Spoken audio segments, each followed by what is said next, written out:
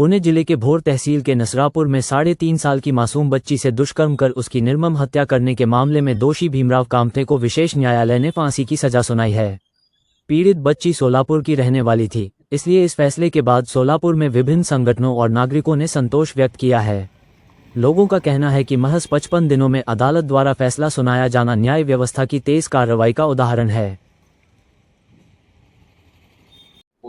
नसरापूर प्रकरणात जे आहे आरोपीला फाशीची शिक्षा ठोठावण्यात आलेली आहे, काय प्रतिक्रिया तुमची? आम्ही वाव संघटनेतर्फे या चिमुकलीला खऱ्या अर्थाने श्रद्धांजली अर्पित करत आहोत आणि तिला खऱ्या अर्थाने आज न्याय मिळालेला आहे। कारण की ही जी घटना ही महाराष्ट्राला काळीमा फासणारी घटना होती।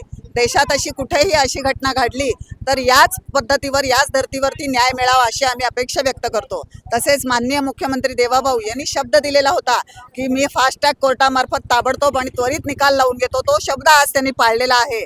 माननीय न्यायमूर्तींचे सुद्धा आम्ही आभार व्यक्त करतो, कारण की एवढ्याशा चिमुकलीला काय भावना असतात। आज तिला चॉकलेटाचा आमिष देऊन आमिष देऊन इकडे खेळायला घेऊन जाऊन तिच्यावरती अत्याचार केलेला आहे। तिला बिचारीला माहित पण नसेल की एवढा मोठा आजोबाच्या वयाचा माणूस आपल्यावरती अत्याचार करेल। ही जी मानसिकता जी आहे, पुरुषी जे वासना आहे, हे चिरडून टाकायचं काम आज न्यायालयाने केलेलं आहे। जसा निकाल दिला आहे तसाच फास्ट ट्रॅक वरती अतिशय जलद गतीने त्याला फाशीची शिक्षा सुनावावी हीच आमची नम्र विनंती आहे। नसरापूर इथे झालेल्या लहान मुलीवर जे अत्याचार झाले ना, त्याबद्दल ना आज जे सरकारने फाशीची शिक्षा जे हे घोषणा सुनावली आहे, त्यापेक्षा जे आजच फाशीची शिक्षा दिली असती ना, खरंच आम्हाला खूप अभिमान वाटला असतं। जसं दसऱ्याच्या दिवशी एका रावणाचा वध होतो ना, तसं आज वटसावित्री पौर्णिमेच्या दिवशी एका नराधमाचा वध झाला असता। त्या माऊलीला किती वेदना सहन करावं लागल्या असतील। त्या लहान चिमुरडीला जन्म देताना त्या नराधमाला जागीच ठेचलं पाहिजे होतं। एवढा वेळ घ्यायलाच नाही पाहिजे होतं न्यायालयाने। आता वेळ का होईना पण त्याला फाशीची शिक्षा ही झालीच पाहिजे। त्याच दिवशी आम्हाला खरं न्याय मिळाला असं वाटेल। नसरापूर प्रकरणात जे आहे मुख्य आरोपीला फाशी शिक्षा झालेली आहे, काय सांगाल? खऱ्या अर्थानं माणुसकीला काळीमा बसेल अशी घटना घडली। त्या घटनेमध्ये दुर्दैवाने ज्या मुलीवर अत्याचार झाला ती सोलापूरची नात होती। मला त्या घटनेचं त्याच वेळेस बदलापूरला शिंदे साहेबांनी इन्काउंटर करून खऱ्या अर्थानं जे महाराष्ट्राला दाखवलं होतं तशी अपेक्षा तशा भावना सगळ्या लोकांतून आल्या।